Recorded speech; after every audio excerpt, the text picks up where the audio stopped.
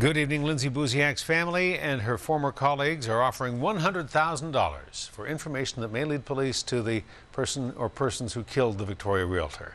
It was 2 years ago today that Buziak was brutally murdered while showing a home in Saanich. And on this second anniversary of her death, Saanich police are appealing for more leads as they acknowledge they are no closer to making an arrest. We have two reports tonight, beginning with A News reporter Saanich Curl. A sister cries. A mother grieves. A father is stoic. This is not where Lindsay Buziak's family want to be, but they are compelled by the still unsolved murder of the Victoria Realtor.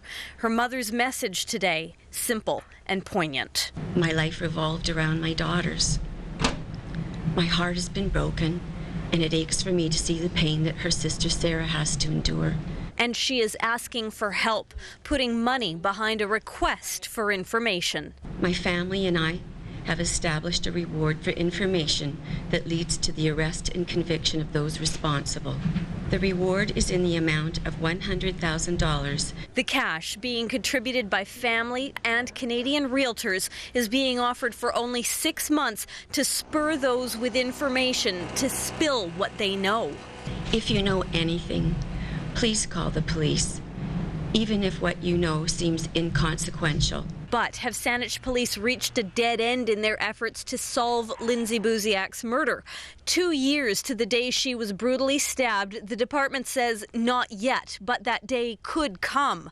The plea comes as the department admits there is only so much more investigators can do in a long, difficult, and at times sensational case. When we get to the end of the road, where there is nothing more for us to investigate and we've exhausted all avenues, then we're going to have to reassess where we are with the investigation. On Saturday, February 2nd, 2008, Lindsay Buziak had made arrangements in pursuit of more and new information. They've produced a Crime Stoppers reenactment showing how Buziak was lured to a home she was selling on D'Souza Place in Saanich by two key suspects, a man and a woman, the evening of February 2nd, 2007. And how the woman she met, still unidentified, was wearing a distinctive skirt. But it's information they revealed long ago.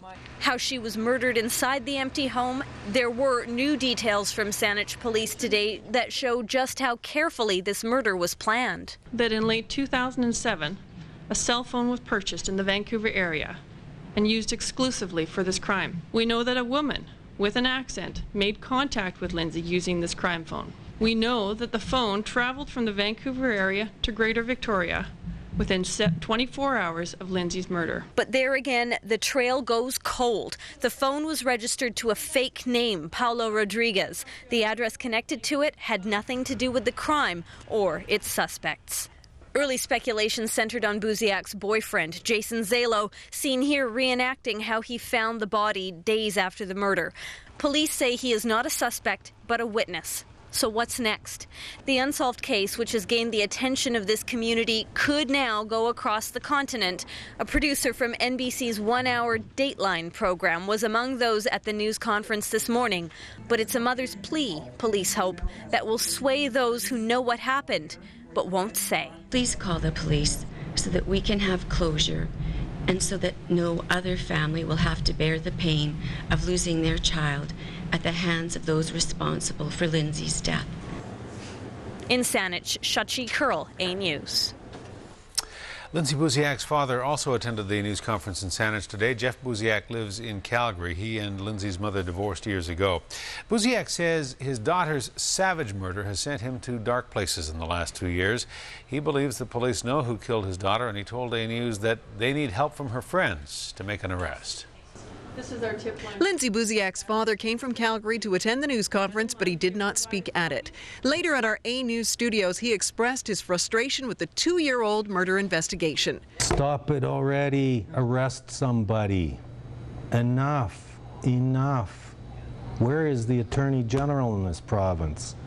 Do what you have to do here. Jeff Buziak says his own happy life ended 2 years ago today when he learned Lindsay had been killed. It is a soul-busting experience. It drives you to the brink of darkness that you don't understand. Buziak confesses he's filled with rage and despair and has at times been suicidal following the murder of his eldest child. A piece of me was slaughtered that day in that house. Jeff Buziak sat in the home on D'Souza Place in the exact spot where Lindsay was stabbed to death. I went to the morgue. I held my baby. I kissed my baby. I stroked her hair.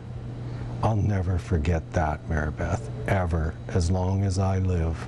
Lindsay's father is still haunted by the savage way in which his child was murdered. No one has the right to take a life like that. She was stabbed profusely from her chest to her neck, front and back, multiple, 30+ times.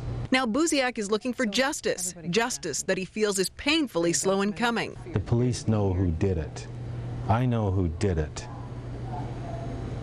Do we have to take justice into our own hands here, like the criminal element in this province? Lindsay's father believes her friends and acquaintances can help police put all the pieces of the puzzle of her murder together. He worries those friends are omitting parts of their story to protect Lindsay and themselves.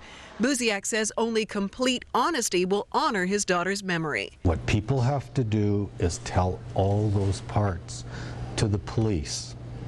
Let them decide which part should be filtered out. Buziak fears he will be attending another police news conference this time next year with little progress made in the investigation.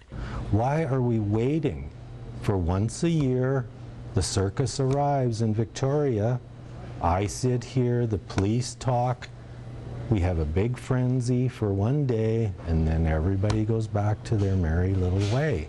There is no merriment for Lindsay's father, who lives not only with the agony of her death, but the torment that for now, whoever killed her is getting away with murder. In Victoria, Mary Beth Burton, A News.